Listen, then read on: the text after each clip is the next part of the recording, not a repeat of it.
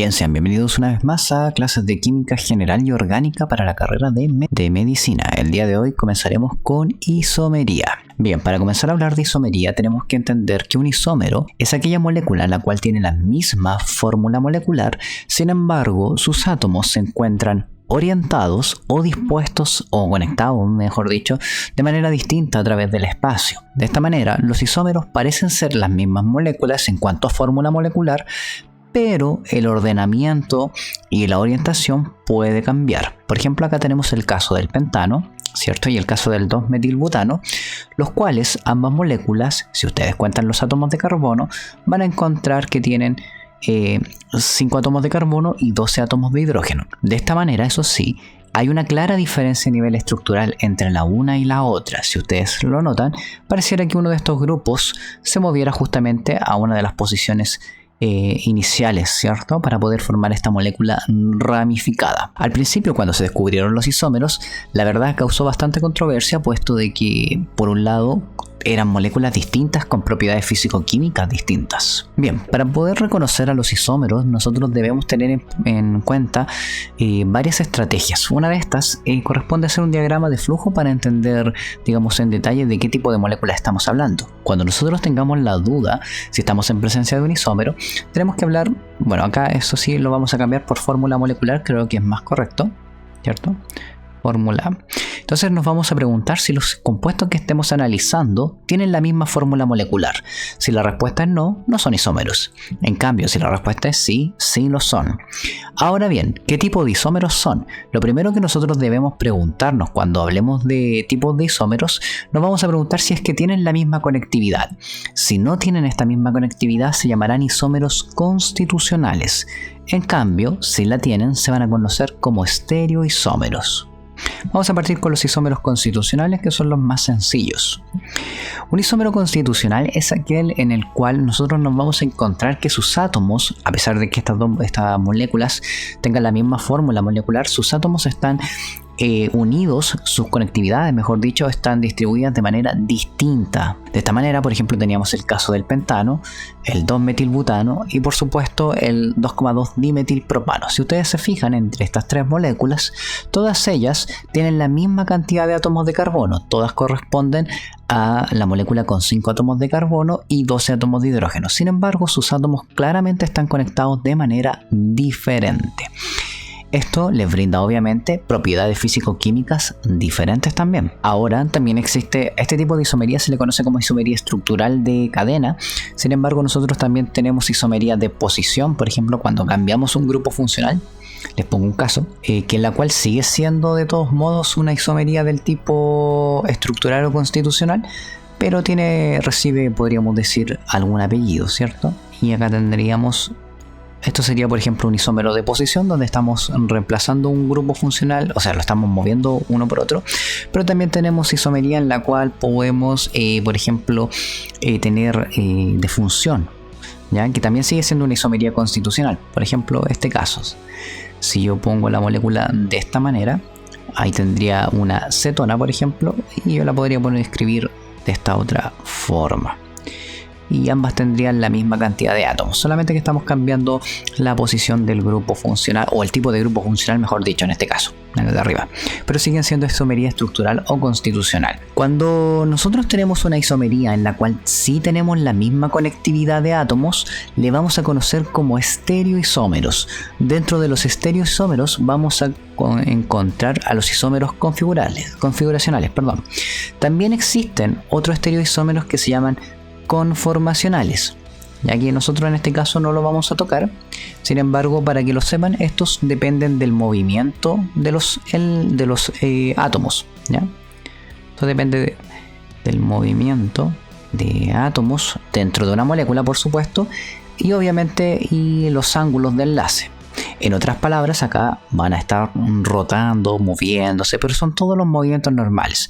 En cambio, un isómero configuracional es una característica propia de la molécula que no cambia independiente de cuánto nosotros movamos los ángulos de enlace. Lo primero que nosotros vamos a identificar en isómeros configuracionales, es indicar si tienen un anillo o un doble enlace. Si la respuesta es sí, es decir, si tienen un anillo, se van a conocer como isómeros geométricos. Si la respuesta es no, son ópticos. Nosotros vamos a partir con los geométricos, que son los más sencillos. Lo primero que nosotros tenemos que tener presente cuando hablemos de isomería geométrica es que cuando nosotros analizamos un enlace simple, los enlaces simples son verdaderos rotores libres, ¿cierto? Por lo tanto, no tiene mucho sentido buscar una isomería, por ejemplo, de este tipo en una molécula con enlaces simples. En cambio, cuando nosotros tenemos un doble enlace, el doble enlace no tiene la capacidad de rotar. Y esto tiene lógica porque, como vimos en la clase de hibridación, si nosotros intentamos rotar este doble enlace, ¿cierto?, rompemos el enlace pi. No podemos rotar porque justamente está este orbital pi evitándonos la rotación, ¿ya? Por esa razón nosotros decimos que el doble enlace es mucho más rígido. Y les pongo un caso, por ejemplo, gracias a esto, esta molécula que voy a dibujar acá con grupo CR, todo esto, es muy distinta, o bueno, es distinta realmente a esta otra. Y como no hay la capacidad de rotar, efectivamente las moléculas tienen propiedades físico-químicas diferentes. Vamos a ver un caso. Entonces, para poder reconocer la isomería geométrica existen ciertos trucos. El primero de ellos es cuando uno tenga un doble enlace, uno va a poner una línea central divisoria que va a separar ambas carbonos que forman parte del doble enlace. Y en cada uno de estos carbonos vamos a ver si los grupos que están unidos a él son distintos. Por ejemplo, en este carbono de acá, si nos fijamos, tenemos dos hidrógenos iguales, así que ya no tendríamos la presencia de isomería geométrica, ¿cierto? A pesar de que uno de los lados sí tenga grupos distintos, basta con que uno tenga dos grupos iguales para que anular la isomería geométrica. Vamos con otro ejemplo. Acá hacemos exactamente lo mismo. Ponemos una línea divisoria y si nos damos cuenta tenemos igualdad de grupos, ¿cierto? Así que nuevamente no hay isomería geométrica, ¿cierto? Sin isómeros geométricos. Bien, pero vamos con un caso donde sí tenemos isomería geométrica. Fíjense que en este caso, al poner la línea divisoria, aquí yo tengo un grupo metilo, un hidrógeno, ¿cierto? Está bien. Miro el otro lado, un grupo metilo, un hidrógeno, está bien. Por lo tanto, este sí presenta isomería geométrica. Y de hecho, acá tenemos el isómero geométrico de esta molécula. Observen que en uno tenemos los grupos metilos alternados, uno está arriba, el otro está abajo, y en el otro están los dos en la parte superior, que podría ser también la parte inferior, como ustedes quieran. ¿Ya? Si vemos el último caso, observen que acá, si bien es cierto, nos dibujaron esta molécula de forma capciosa. Recuerden que esta línea se pone donde está el doble enlace, ¿ya? Así que no confundirse con eso, esto tiene que ir en el doble enlace. Y si ustedes lo notan, efectivamente aquí tengo dos hidrógenos, así que no hay isomería. Entonces, acá tenemos el caso de las dos moléculas que encontramos que tenían isomería geométrica. Si ustedes observan, a la primera, cuando los dos grupos más importantes se encuentren apuntando al mismo lado, se le conocerá como cis. En el caso de la segunda, donde los grupos se encuentran alternados, ¿cierto? Uno está arriba y el otro está abajo, será el isómero trans. Fíjense que el nombre de esta molécula es 2-buteno, pero para poder diferenciar la una de la otra se le pondrá cis-2-buteno o trans-2-buteno, haciendo referencia justamente a la presencia o el ordenamiento configuracional de este doble enlace. Observen que las propiedades físico-químicas también cambian, ¿cierto? Fíjense cómo el caso del 2-buteno es una sustancia que a temperatura bastante más baja se encuentra en estado líquido. Bien, continuamos. Antes de eso, recuerden que esto se debe principalmente al ordenamiento de estas moléculas. Hagan una comparativa, por ejemplo, con las grasas, ¿cierto? Las grasas saturadas e insaturadas. Generalmente las grasas saturadas se apilan súper bien, ¿ya? En cambio, las grasas insaturadas, debido a la presencia del doble enlace, les cuesta. Y esto mismo uno lo puede aplicar acá. Generalmente las moléculas que tengan, las grasas trans, por ejemplo, si nosotros le llevamos ahora grasas trans, nos vamos a encontrar que las grasas trans también se apilan súper bien, ya, porque como es un zigzag, no le cuesta nada apilarse. En cambio, las grasas cis les cuesta un tanto más porque debe existir justamente este tipo de unión que apunta hacia el mismo lado, ¿cierto? Esa razón hace que las propiedades físico-químicas de estas dos moléculas sean distintas, puesto de que como se apilan mejor, por ejemplo, las grasas trans, obviamente a temperaturas relativas un tanto más altas que los cis, deberían ser sólidos debido a la interacción que se va a producir entre sus mismas moléculas. ¿Ya? Continuamos. Un ejercicio bastante breve. Dice, ¿cuál de los siguientes compuestos tiene isomería cis-trans? Representen los isómeros y si es que presentan isomería. Si vemos el primer caso, nosotros ponemos nuestra línea divisoria e inmediatamente, fíjense, que estas dos partes son iguales, ¿cierto? Por lo tanto, ya no tiene isomería. Si vemos el segundo caso, acá tenemos un hidrógeno, un flúor, un hidrógeno, un flúor. Aquí estamos bien y aquí también estamos bien. Tenemos dos sustancias distintas. Entonces vamos a representar esta molécula en su forma trans, ¿cierto? Que sería esta. Sería la forma trans. Y también podríamos representarla en su forma cis, donde como los flúor son los más importantes, deberían estar mirando hacia el mismo lado. Si vamos con la siguiente, fíjense que la siguiente ya inmediatamente la podemos descartar porque tiene dos hidrógenos, así que no debería tener isomería, ¿cierto? En uno de los carbonos que se encuentra formando parte del doble enlace tiene dos hidrógenos, así que no hay isomería. Y en el último caso, fíjense que si nosotros ponemos nuestra línea divisoria acá, esta parte de aquí es distinta a la de acá, así que está bien. Si vemos la otra parte, hidrógeno metilo, bien.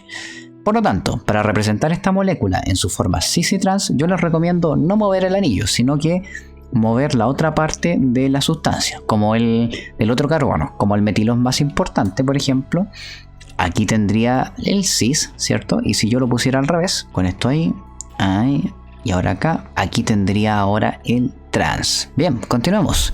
Existen también entonces los isómeros ópticos. Los isómeros ópticos son moléculas que son un tanto más complejas, puesto de que estas cambia su distribución espacial, cambia la distribución en el espacio de estas sustancias. Entonces, lo primero que nosotros tenemos que preguntarnos si realmente son isómeros ópticos es si estos compuestos tienen una imagen superponible. Si la respuesta es sí, se llaman diastereoisómeros y ya no son isómeros ópticos.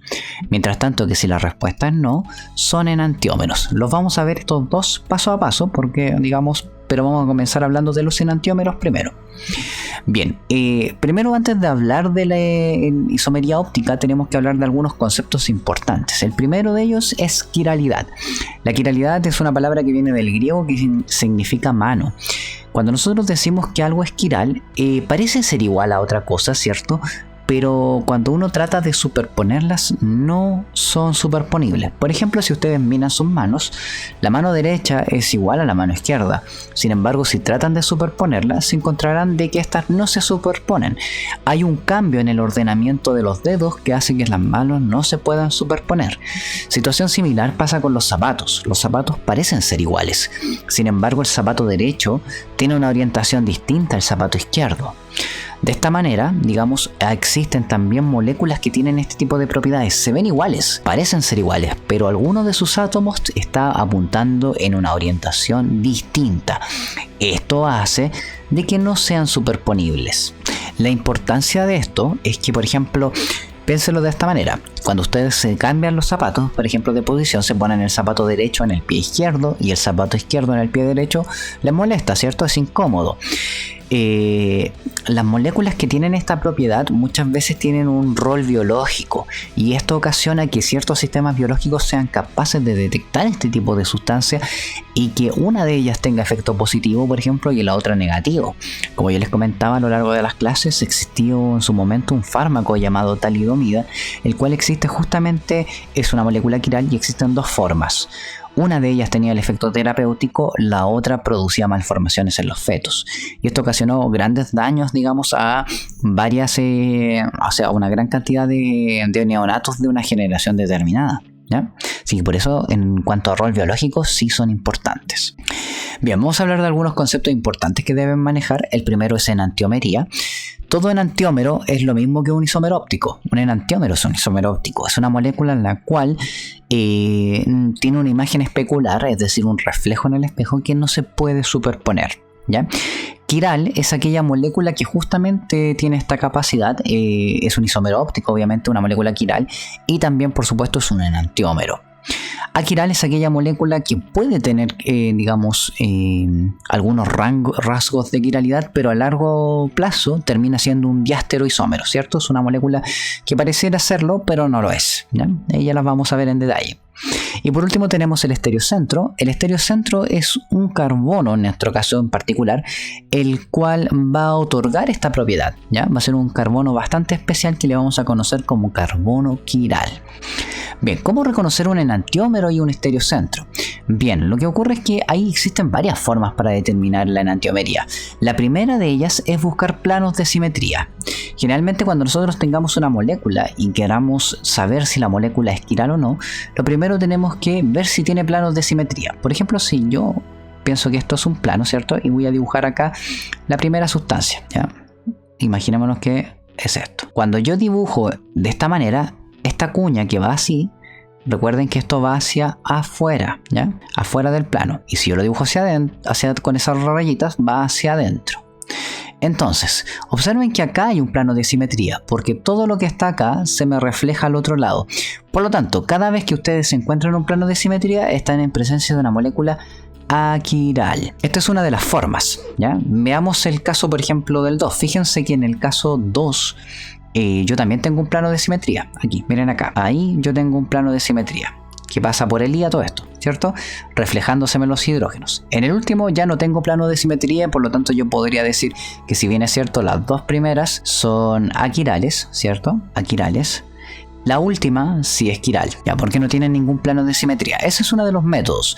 Otro de los métodos es dibujar la imagen en el espejo y ver si se superponen. Les voy a poner un ejemplo, ¿ya? Para que se entienda mejor. Si yo dibujo esta molécula, por ejemplo, cloro, y voy a dibujar un espejo, ¿ya? Entonces fíjense que en el espejo se me va a reflejar lo siguiente. Acá está el carbono, ¿cierto? El OH, acá va el CH3, hacia allá va el cloro y hacia acá va el hidrógeno. Entonces yo digo, claro, tengo la imagen en el espejo, ¿qué voy a intentar hacer? Dar vuelta esta para ver si llego a la misma molécula inicial. La voy a poner en la misma orientación, lo voy a dibujar acá arriba, ¿ya? Entonces la voy a girar de esta forma, utilizando el OH como eje de rotación. Entonces voy a poner acá OH, ¿cierto? El hidrógeno lo voy a poner en esta posición, mirando hacia adelante, y voy a dibujar las cuñas, ¿cierto? Fíjense que el cloro que estaba atrás, ahora cuando yo gire, va a quedar adelante, mientras tanto que el metilo que estaba adelante va a pasar atrás. Por lo tanto, si yo trato de superponer estas dos moléculas, no me va a coincidir. Por lo tanto, otra forma de determinar si la molécula es quiral es saber si tiene la imagen en el reflejo del espejo se puede superponer. Si no se pueden superponer, estamos en presencia de una molécula quiral, ¿ya? Y una última forma es buscar aquellas moléculas que tengan un carbono con 4 sustituyentes distintos. Miren acá, hidrógeno, CH3, cloro, hidroxilo. Este tipo de moléculas que tengan 4 sustituyentes distintos en un carbono inmediatamente pasan a ser quirales la mayor parte del tiempo. Ojo con esa palabra, la mayor parte del tiempo, hay algunas excepciones, ¿no? Entonces tienen ahí 3 formas de determinar quiralidad. Vamos a ver un ejemplo. Fíjense que acá tenemos el caso que estábamos viendo en el espejo. Este es el ejemplo donde nosotros vemos la quiralidad reflejando en el espejo y viéndose superponen. Esta molécula, que a pesar que está reemplazada con numeritos, nosotros le podríamos poner cualquier otro tipo de grupo. Pero acá estamos con números. Fíjense que acá tenemos, imaginémonos que estos son hidrógenos, ¿cierto? Tenemos 2, 3. Entonces, claro, la imagen reflejada en el espejo, si yo la giro, efectivamente es exactamente la misma a la primera. Por lo tanto, estamos en presencia de una molécula aquiral, ¿ya? No es quiral porque no tiene un estereocentro, ¿cierto? También nosotros, por la misma razón, si esto lo aplicamos a aquella molécula que tenía 4 grupos funcionales distintos, efectivamente teníamos ahí sí una molécula quiral. Otro ejemplo son los planos de simetría. Los planos de simetría también funcionan, pero para ello yo les recomiendo tener un poquito más de cuidado. De repente se utilizan bastante mejor con los anillos. Si ustedes se fijan, este anillo tiene justamente un plano de simetría que pasa por el medio, ¿cierto? Por la misma razón, esto hace de que cuando tengan un plano de simetría, por muy quirales que se vean, digamos, algunos carbonos, porque tienen 4 sustituyentes distintos, inmediatamente pasan a ser aquirales, ¿ya? Fíjense en el caso de abajo, la misma situación, tenemos un plano de simetría, yo puedo girar en 180 grados y quedo exactamente en la molécula inicial. Estos tipos de sustancias que parecieran ser quirales, ¿ya? Porque tienen centros quirales realmente, porque fíjense que estos carbonos de acá tienen 4 sustituyentes distintos, este tiene un cloro por ejemplo, acá hay un CH2, ¿cierto? Aquí hay un hidrógeno también metido y por último tenemos ese carbono unido a un bromo. Estos compuestos que tienen más de un centro quiral muchas veces pueden ser estereoisómeros, es decir, moléculas que parecieran ser quirales pero no lo son. También se les denomina compuestos meso. Bien, antes de seguir indagando en la parte como de obtención de la, digamos, de la configuración realmente, vamos a hablar por qué es importante todo esto. La verdad es que esto es importante porque las moléculas que son receptores biológicas pueden determinar con exactitud de qué tipo de sustancia se trata, de qué tipo de isómero óptico es, ¿ya? Cosa que, por ejemplo, a nivel de laboratorio es tremendamente difícil porque estos compuestos tienen las mismas propiedades. Generalmente cambian solamente su rol biológico, ¿ya? Y esto es porque los sitios de unión de las enzimas son bastante específicos. De hecho, acá les pongo un ejemplo donde fíjense que es la misma molécula, solamente que este enlace cambia de orientación. Dependiendo de la orientación va a dar el aroma naranja o el aroma a limón. Bien, entonces, ¿cómo reconocer una molécula quiral? Ya tenemos las 3 opciones. Dijimos que lo primero es tratar de buscar planos de simetría. Si no hay planos de simetría, estamos en presencia de una molécula quiral. Segundo, ver si puede tener 4 sustituyentes distintos. A veces puede fallar, eso sí, pero funciona. Y finalmente tenemos la capacidad de dibujar la imagen reflejada en el espejo y ver si se superponen, ¿ya? Nosotros generalmente cuando tengamos que determinar configuración vamos a utilizar la representación tetraédrica, ¿ya? Esta de acá, porque nos permite trabajar mucho mejor con este tipo de sustancias. Bien, vamos a determinar ahora la configuración de Canning-Gold-Prelog, que es un método sencillo que estos científicos propusieron para poder determinar la estructura específica de una molécula, ¿ya? De esta manera nosotros vamos a poder saber con exactitud de qué tipo de molécula se trata. Entonces, lo primero que nosotros para utilizar este tipo de nomenclatura nos vamos a dar cuenta de que, claro, efectivamente tenemos 2 isómeros ópticos. Fíjense que este carbono es quiral porque no tiene ningún plano de simetría, por más que ustedes traten de buscarle un plano de simetría, no tiene 4 sustituyentes distintos, ¿cierto? Y finalmente, este tipo, si ustedes dibujan la imagen reflejada en el espejo, que es la que está acá, si la giran no les van a coincidir los grupos, ¿ya? De ahí les voy a poner, de hecho, para que me entiendan esto, aquí me refiero con que no les vayan a coincidir los grupos, vamos a hacer primero, antes de seguir con esto, una molécula en un programa. Ya, lo que tenemos acá son 2 tipos de enantiómeros y observen que cuando me refiero de que no coinciden, si ustedes lo miran de esta manera, observen cómo no coinciden los átomos de la molécula de adelante con la molécula de atrás. La de adelante tiene el flúor, ¿cierto? Y un oxígeno atrás, mientras tanto que la que estoy ahora yo en la segunda, ¿cierto? El oxígeno está adelante y el flúor está atrás. Se ven iguales, ¿cierto? Pero observen que si yo la miro de esta manera, donde está el plano, ya claramente no son iguales, ¿cierto? Por esa razón, esta sería la imagen reflejada en el espejo. Si yo lo trato de superponer, no se superponen. Fíjense que yo, por más que trate de superponerlas, no hay caso, no hay forma de superponerlas. Entonces, en esencia, digamos, uno puede determinar esto súper bien mediante rayos X, pero hay una forma un poquitín más sencilla que es la nomenclatura de Canning-Gold-Prelog, ¿ya? Canning-Gold-Prelog nos dice que para poder asignarle, digamos, una configuración a estas moléculas, vale la pena primero verificar mediante peso molecular, ¿cierto?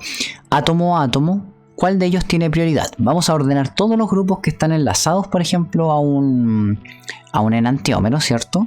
Por peso molecular. De hecho, miren acá, tenemos la alanina, ¿cierto? Fíjense que tenemos acá el nitrógeno que pesa 14, va primero, ¿cierto? El carbono que pesa 12 iría segundo y va este segundo porque fíjense que ese carbono está unido a un oxígeno. Vamos átomo a átomo, ¿ya? Luego está el carbono de acá que está solamente unido a hidrógenos, así que ese llevaría a la tercera posición. Y finalmente tenemos el hidrógeno en la cuarta posición, el más liviano. Lo primero que nosotros tenemos que hacer en este tipo de casos es girar la molécula, ¿cierto? Para dejar al hidrógeno en esta posición.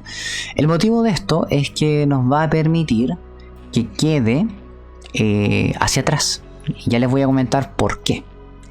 Acá tenemos un ácido carboxílico. Voy a poner de esta manera mejor. Ya. Cuando lleguen a este tipo de estructura, lo primero que ustedes deben hacer ahora es sencillamente dibujar la molécula en su forma tetraédrica. Y lo van a poner de la siguiente manera. El hidrógeno queda mirando atrás. Acá tenemos el grupo metilo. El amino está aquí, ¿cierto? Y el ácido carboxílico está acá. Entonces dijimos que la posición sería 1, 2, 3, ¿cierto? Y este sería el 4. Entonces, lo que tienen que verificar ahora es hacia dónde vamos girando dependiendo de la numeración. ¿A qué me refiero con esto? Ustedes lo que hacen cuando lleguen a este punto es dibujar un manubrio. Y en el manubrio van a poner sencillamente los números, ¿cierto? 1, 2, 3. Como pueden darse cuenta, vamos en sentido horario. Cuando vayamos en sentido horario, le vamos a asignar el descriptor R que viene de rectus, es decir, que va hacia la derecha. ¿Ya? Por lo tanto, esta sería la R-alanina, ¿cierto? Ahí está el nombre, R-alanina. Lo voy a poner acá. Vamos con la siguiente, para que sigamos practicando. Fíjense que acá ya nos dan el orden de las sustancias. Nuevamente es lo mismo. Voy a hacer el mismo show. Voy a girar la molécula, ¿cierto? De esta manera. Y voy a quedar con el hidrógeno en esta posición. Ahí va a quedar el grupo metilo. Acá baja el ácido carboxílico. Y finalmente aquí nos quedaríamos con el amino, ¿cierto? Entonces, ahora dibujo el plano, ¿cierto? Que sería, en este caso, esto. Y aquí el ácido carboxílico. Hacia afuera queda el grupo amino. Y hacia adentro queda el hidrógeno. Así que dijimos que vamos en 1, 2, 3. Si yo esto lo dibujo como si fuese un manubrio, ¿cierto? Quedaría de esta manera. Y vamos en sentido antihorario, por lo tanto este se le asigna el descriptor S, que viene de sinister, que significa que va hacia la izquierda. Hagamos algunos ejercicios de esto para ir asignando los descriptores R o S, ¿ya? Fíjense que en este caso el carbono quiral sería este. ¿Por qué lo sé tan sencillamente? Porque acá hay un hidrógeno, ¿cierto? Acá tenemos todo este gran grupo. Acá, si bien es cierto, tenemos dos grupos CH2. Observen que cuando pase esto, nosotros podemos avanzar al siguiente átomo. Y aquí está la diferencia, ¿cierto? Entonces, ¿cómo lo vamos a hacer para determinar el orden? Obviamente sabemos que el hidrógeno es el menos importante, por lo tanto es el 4, ¿ya? Luego, acá tenemos un carbono, acá tenemos un carbono y aquí tenemos un carbono. De estos tres, el más importante vendría a ser acá, porque tiene obviamente un doble enlace. Luego, de los siguientes dos carbonos tenemos la duda. ¿Cuál de ellos prevalecerá? Si subimos, por ejemplo, este carbono de acá tiene un hidrógeno. Mientras tanto que este de aquí no tiene ningún hidrógeno, pero tiene un carbonilo. Así que lógicamente este debería llevar la posición 2 y ese la posición 3. Entonces, observen que aquí ya nos dieron hecho el monito. Cuando les toque esto, no se compliquen la vida con tratar de dibujar la molécula, digamos, completa. Dibujen solamente la parte que los interesa. Una vez que ya lo tengan, gírenla con la finalidad de que nos quede el monito bien dibujado, ¿cierto? Nos quede así. Luego, teniendo eso, voy a poner los números donde deberían ir. El 1 va en la cuña que va hacia afuera, ¿cierto? El 2 quedaría acá, que sería este. Y finalmente el 3 arriba y el 4 abajo. Entonces, si ustedes ven esto como si fuese un manubrio, 1, 2, 3, tenemos sentido antihorario, así que sería S. Vamos con el de abajo. En el caso del de abajo, fíjense que el cloro se lleva la primera prioridad, el hidrógeno la última. De estos dos, por supuesto, el ácido carboxílico se lleva la segunda y el grupo metilo la tercera. Así que esto, si yo lo paso como si fuese un manubrio, fíjense que me va a quedar así. Y vamos en sentido horario, así que este sería R. Bien, sigamos con estos ejercicios. Ahora, acá, en este tipo de molécula, tenemos el nitrógeno va primero, ¿cierto?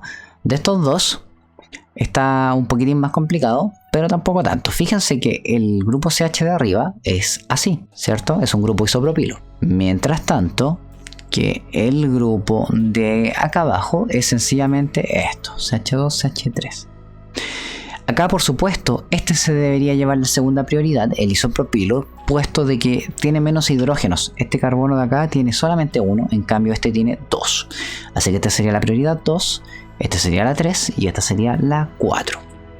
Por lo tanto, si esto lo vemos como si fuese un manubrio, fíjense que nos queda 1, 2, 3.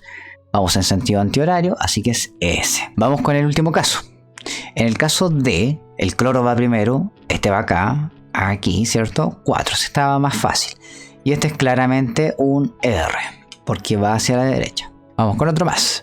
Ya, acá tienen que ir diferenciando entre los grupos. Fíjense que acá yo sé que el grupo metilo es el menos importante, pues está solito.